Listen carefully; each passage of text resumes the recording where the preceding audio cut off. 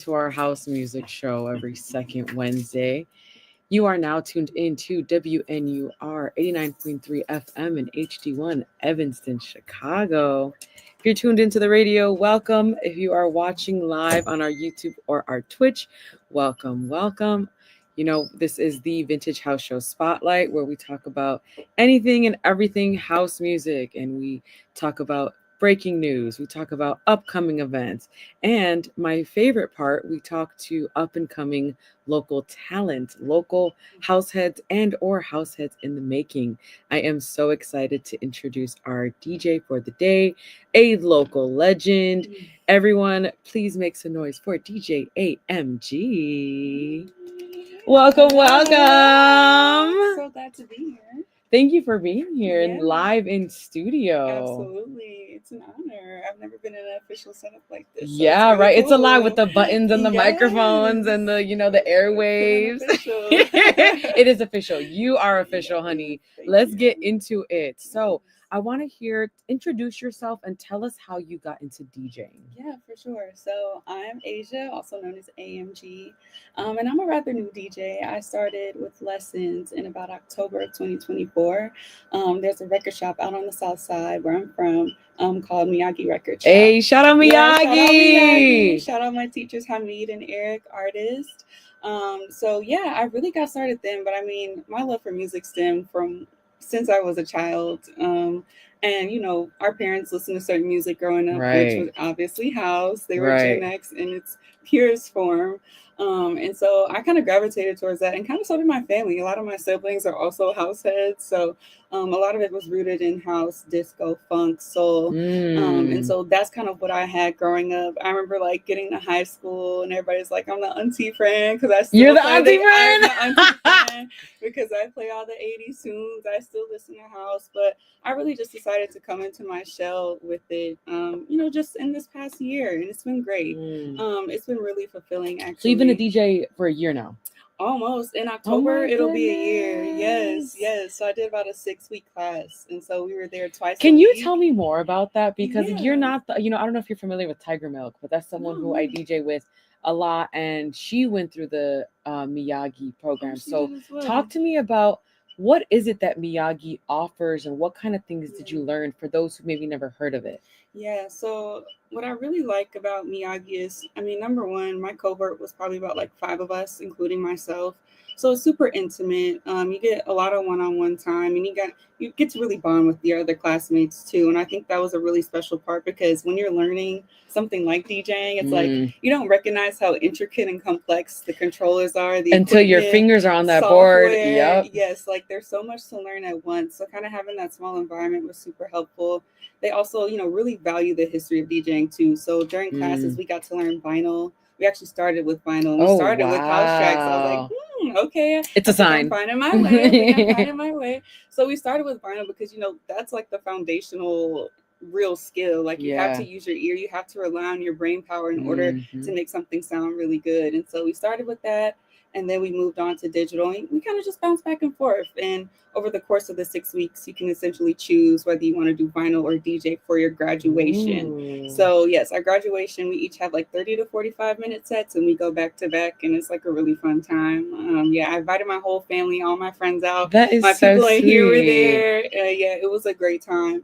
And that kind of was like the first big moment of like, DJing in front of an audience, really curating a type of experience for people, and they reacted really well. So obviously my heart was fulfilled. I played all the house classics, and then I switched it up and did some more recent soulful stuff too. And it kind of represented me, I think, in a way. I was thinking about like my motto, and I'm not like super official on it yet, but one thing I do like to represent is a fresh take on tradition. So it's like, it's taking what, the origin of house is, but also kind of like putting my own twist to it. A lot of these days people make a lot of house clips on more recent songs.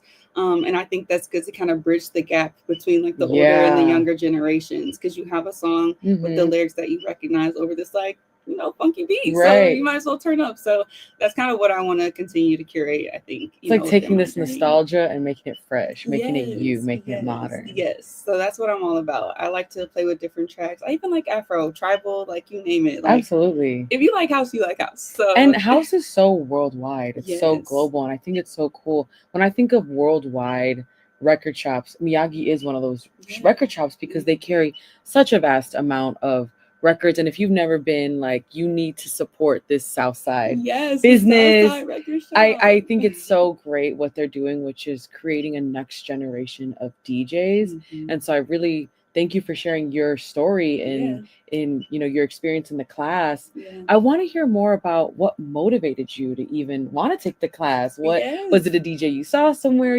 What was the inspiration for even learning how to DJ? Yeah.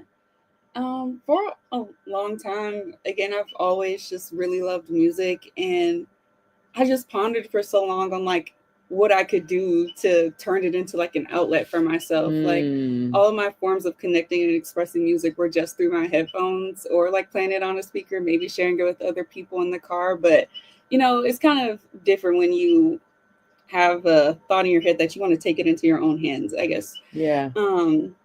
So for a second, I remember like randomly during the summer, I bought a MacBook because I thought I was going to start producing. So I got on GarageBand and I was like, ooh, okay, all right. I might need a little class on that too. I mean, it was fun to play around with it, but I knew I did like the idea and the feeling of creating. So randomly I was on Instagram and one of my high school classmates, shout out to Demi, she was actually in the cohort before me.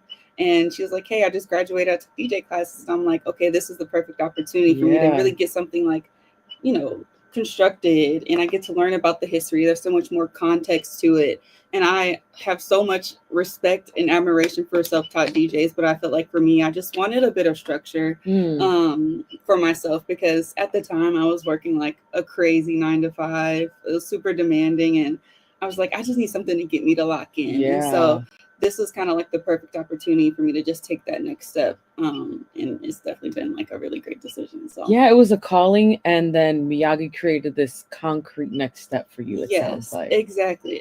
So it's kind of like it just came true. And I'm like, well, the opportunity's in front of me. I'm not just gonna like pass it up. Yeah.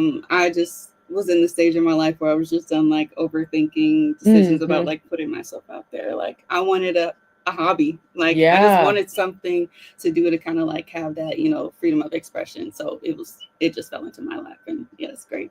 Yeah, and that kind of brought up a question in my mind. Mm-hmm. It sounds like I said, DJing was this calling for you, and it opened up this path for you. What things has DJing taught you about yourself?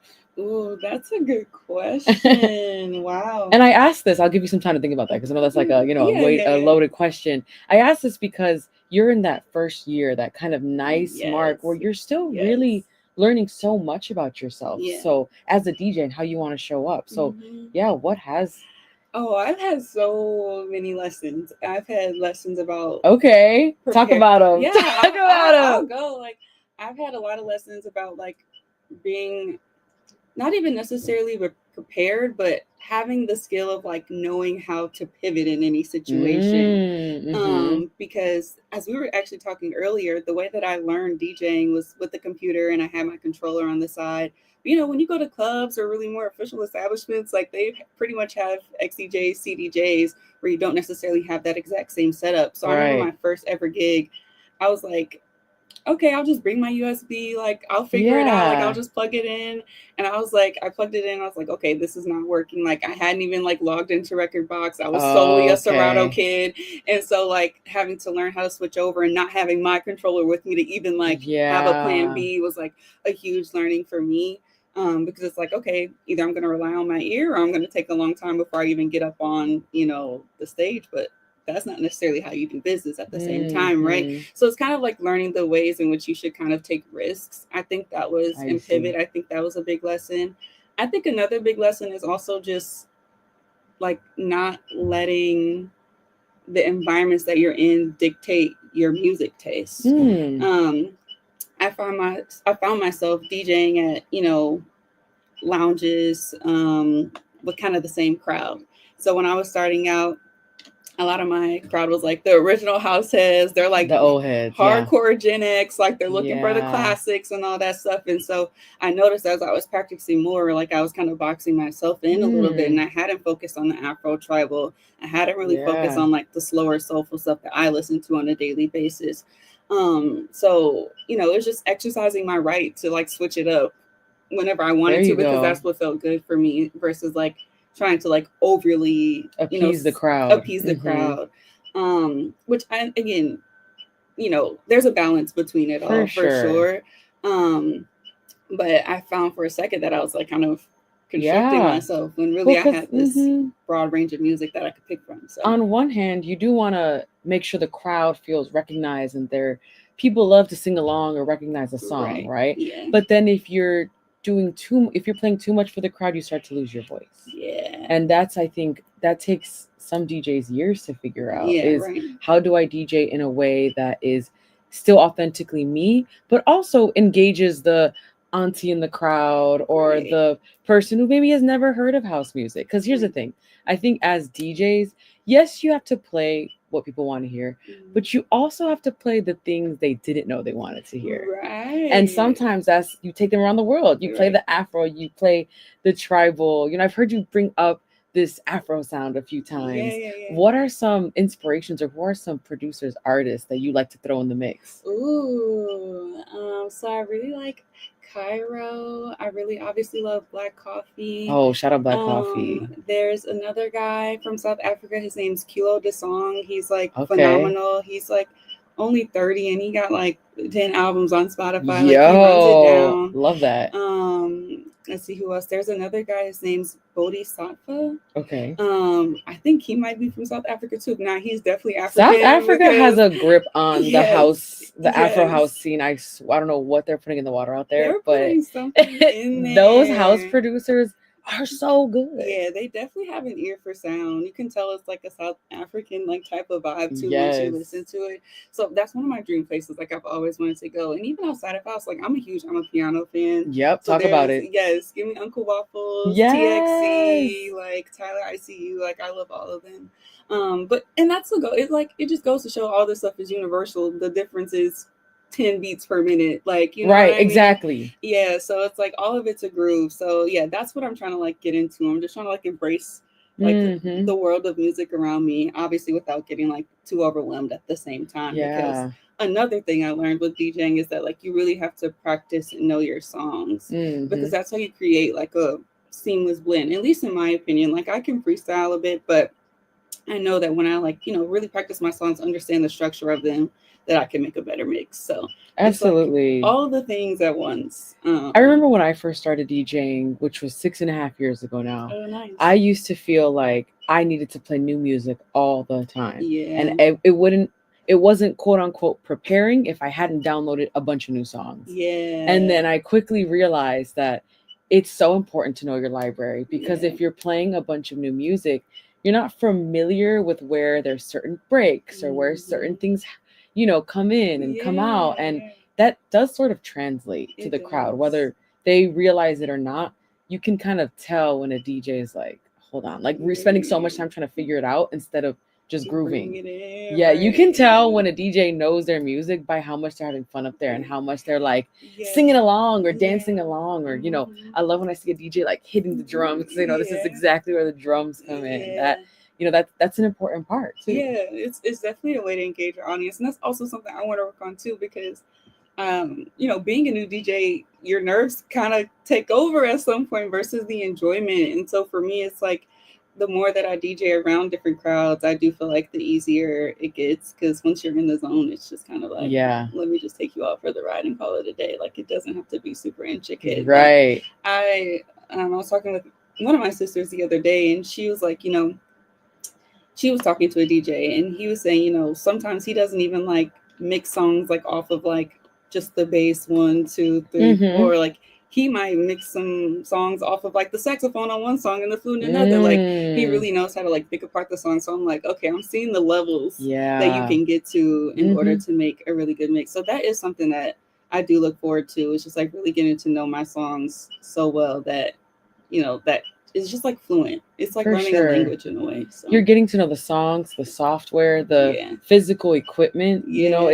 It really is an instrument, yeah, yeah. and so Yeah. you'll get there. Don't worry, Yeah, you yeah, will get there. yeah. No, I know if I keep practicing, then I'll definitely get there.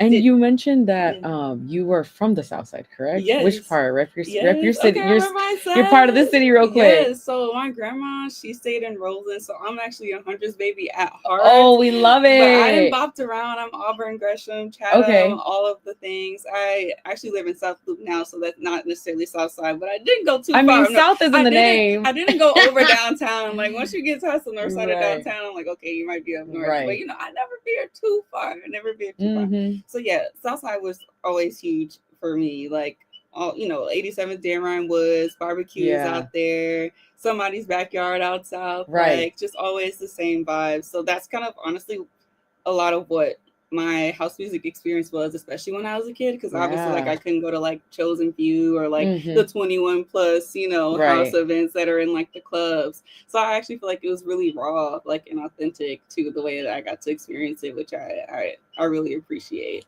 And I'm really happy you brought that up because I think for so many, especially Southsiders, they grew up hearing house music, not always like downtown or like you said, you couldn't Right. go to the clubs. It was when Right. you were driving past the park and Right. someone's having a cookout and they have the speakers and the DJ, Right. somebody's uncle, somebody's auntie is on the aux, and you're Somebody. hearing this house. Right. It's just the sound of the streets, Yeah. especially when it's warm outside. Yeah, oh, absolutely. That's why summertime it's like the best time for a house. Like, I don't know if you even see now, but I just feel like people are just all up and down like Mm-hmm. Michigan, just booming 95th, 55th, Right. 31st, like all up and down. So yeah, it's definitely prime time, which also is like what makes you look forward to summer too. And Absolutely. even when it's cold, you still have house to cling on to, so it makes you feel like you're in the You have summer. house to Like, remind you of the summer until you get yes, to the that's when you summer, get to and the then you're like, this is what I was summer. waiting for. Yes, And I actually had a exactly. guest last month who, we were talking about some of the connections between her study of Puerto Rican bomba music, Mm, and she was talking about how, I asked her what are some similarities, and I love something she said, which was how both, but it's how house music is such a communal sound. It yes. brings people together and it brings Yeah. people outside. Yes. So many of people's experiences when you ask them where they heard house music, it was outside or on the radio Yeah. outside going Right, somewhere, right, right. At a festival. at a festival outside, at a park outside, Right. at a block party outside, at a Yes. cookout outside. Yes. It's such there's, I don't know what the science is, but house Yeah. music hits so different when you're outside under the sun, under Yeah. the stars. For sure. I think there's definitely like a freedom and spiritual like element to Talk about it as that. well. What's the spiritual I element? mean, like, okay, so put it this way. Let's say you're in Chicago, you're just going to like this standard club in like River North or something. They're playing like regular music. At least in my experience, I feel like, especially with like me being a Gen Z slash millennial, Mm-hmm. That I cusp. I'm on, okay, I'm on I the feel cusp. you. I feel like I'm on the cusp.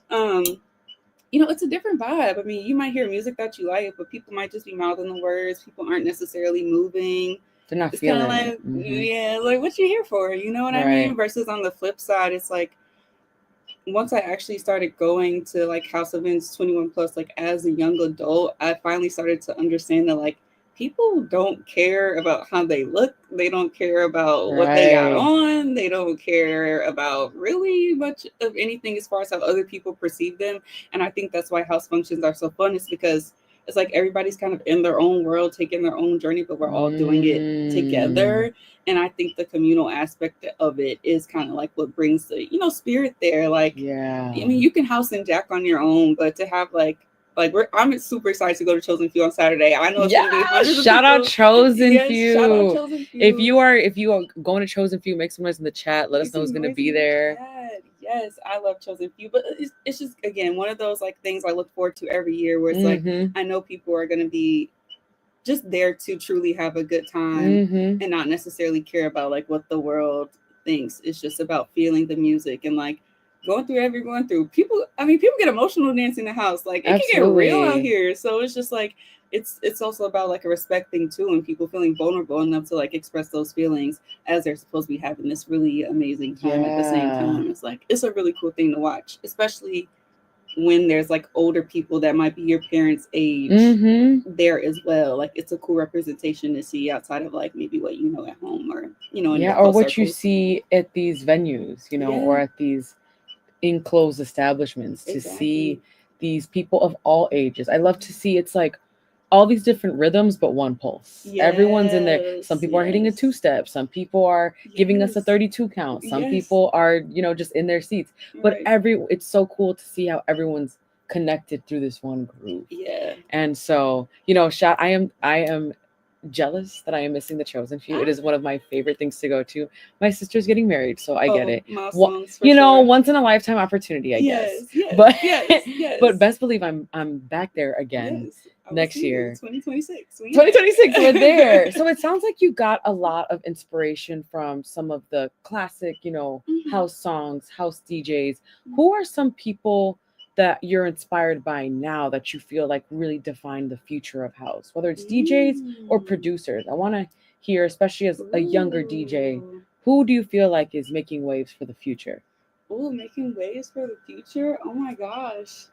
I mean, I think there are definitely some DJs, producers who have definitely made pivotal moments to where it's like, okay, not just through like previous decades remember you, but you're doing something in current time that's like really substantial. So like for example, Terry Hunter Right. on Beyonce, like Yes, yes, yes, what? yes. Like that's crazy. So now people know like who Terry Hunter is outside of I mean, Terry Hunter's a world renowned DJ. But Exactly. it's like kind of an extension into a new world. Like when Hmm. Beyonce took on Renaissance, it kind of opened a new door for house. Like when Yeah.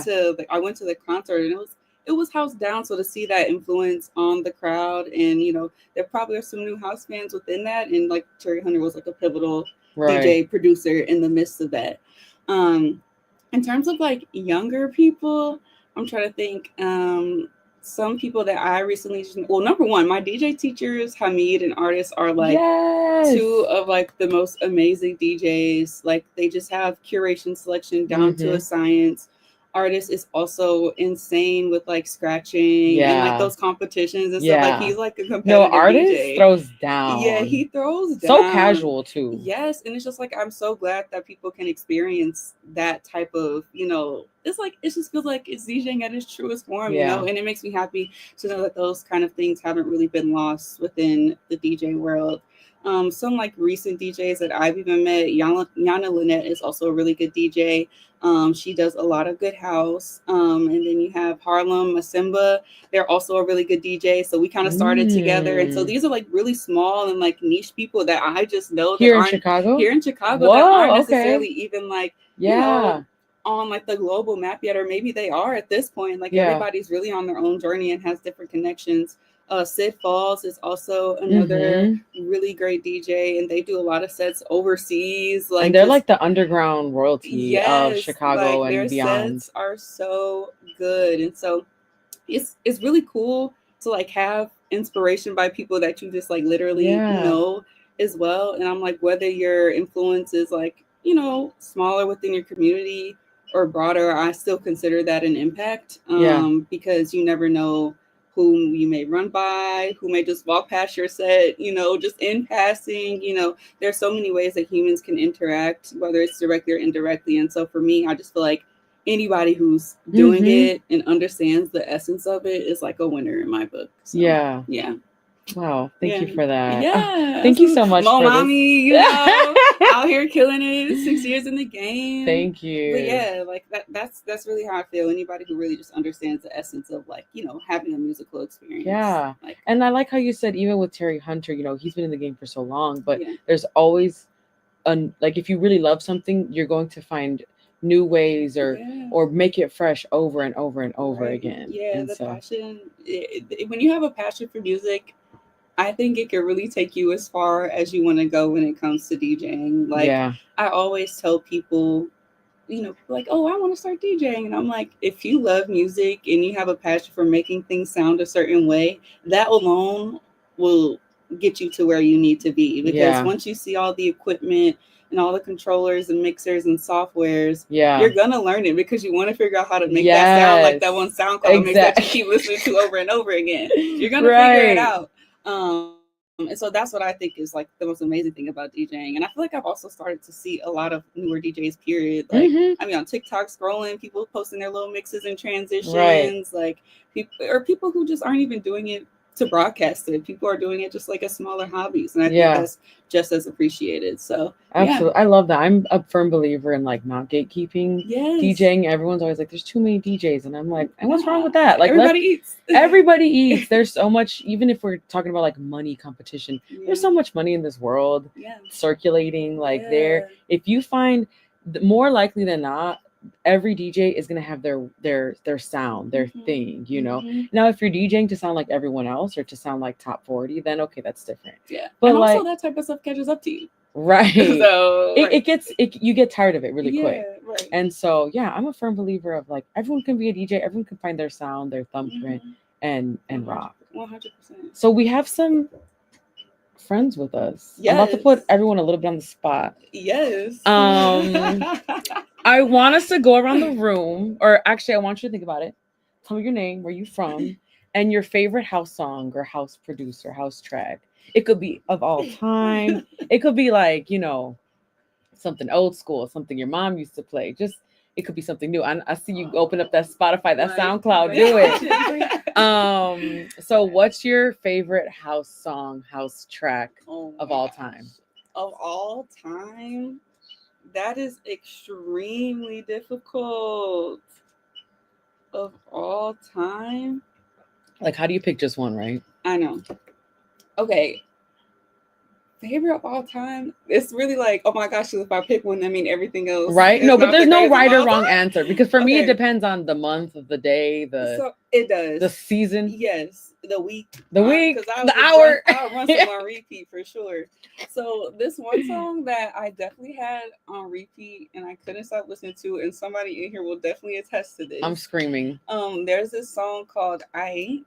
Okay. And it's by this woman named Frances Overcast, but the DJ producer Kenny Dope did like this mix. A Kenny Dope mix. I was like, girl, like I heard it at Chosen Few one time and I had it on my phone and I was trying to Shazam it. And, you know, sometimes if a record is too niche, like it's Shazam too much of a deep cut. Job. I'm like, like, it is not even a B-side, it is a C-side, D-side. Like it is. So I don't know if some time went by and maybe we figured itself out on Shazam, but we literally, I was with Brooklyn, who you're gonna ask, and we literally Shazammed it in the car, and we're like, "Is this it? No, it's not it." And then once we heard the beat drop, like the beat drop in a certain specific way, and you literally lose your mind.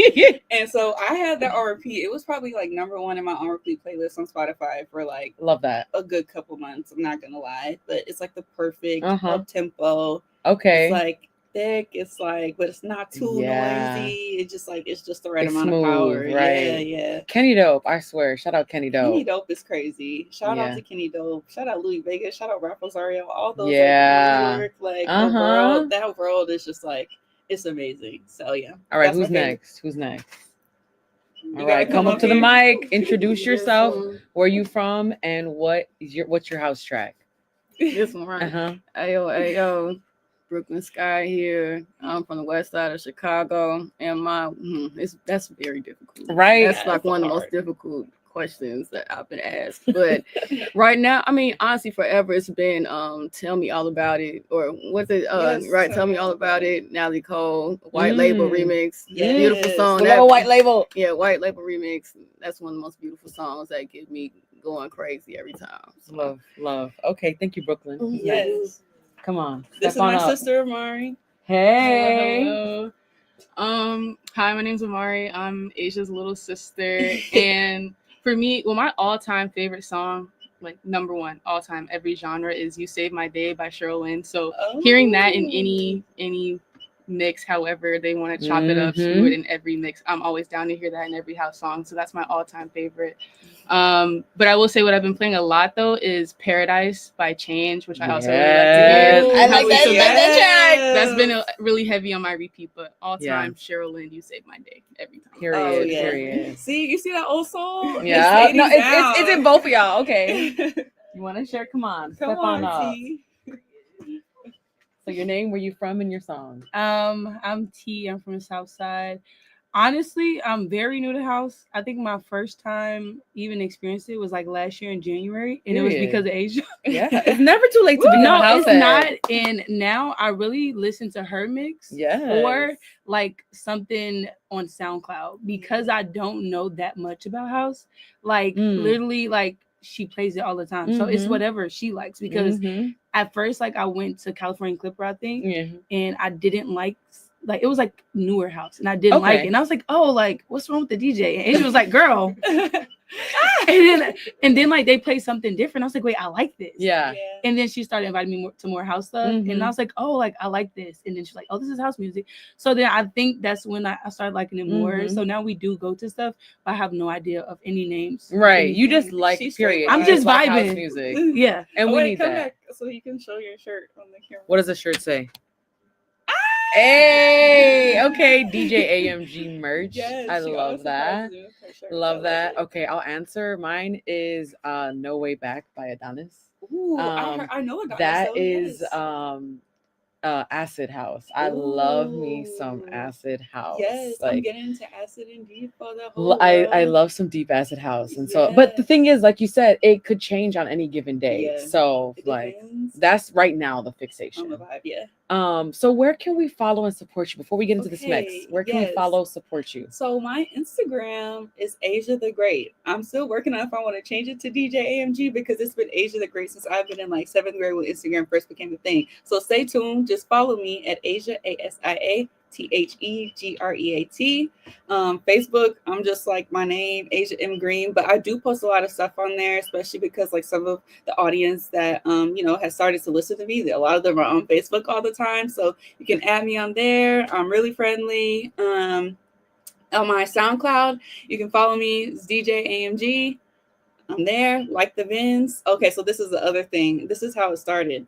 When I was starting to produce, I was like, what is my producer tag gonna be? Yeah. So my initials are AMG, like those are my name initials, but like AMG is a type of Mercedes, so we would say AMG like the Benz. I like it. So I still gotta make it come. We gotta get into the studio and record and make it happen. But yeah, so on SoundCloud I'm AMG like the Benz, so you can follow me there. But AMG like the Benz. Yes. Well, thank you so much, DJ AMG. I'll let you get on over to your post so you can start and we can get into this mix. But yeah, we're about to get into this DJ mix with DJ AMG. You are tuned into WNUR 89.3 FM and HD1 Evanston, Chicago, here on the Vintage House Show. So let's get into this mix. So yeah, she's about to come over here. And we about to get it.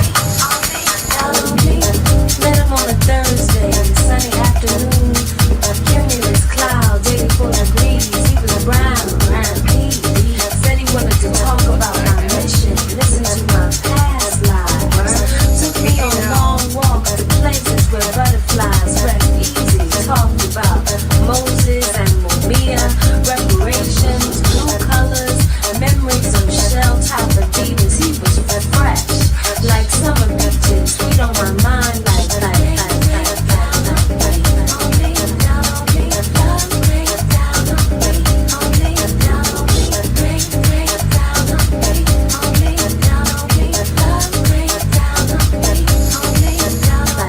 Block parties and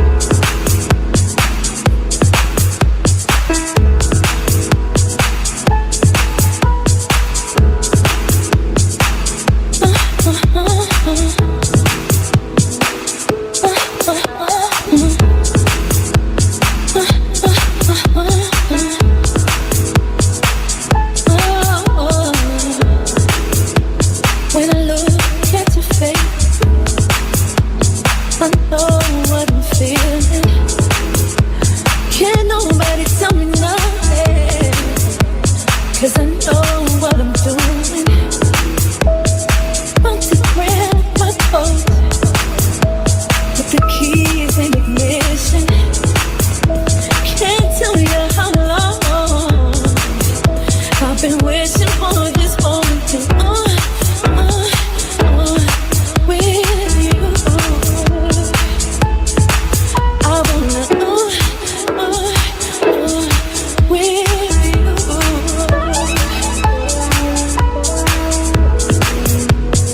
When we're on the phone, you're giving me directions. Can't even hold the pen straight. Such anticipation. 100 miles an hour. Can I go any faster? Can't tell you how I've been waiting. How I've been waiting for this moment. With you.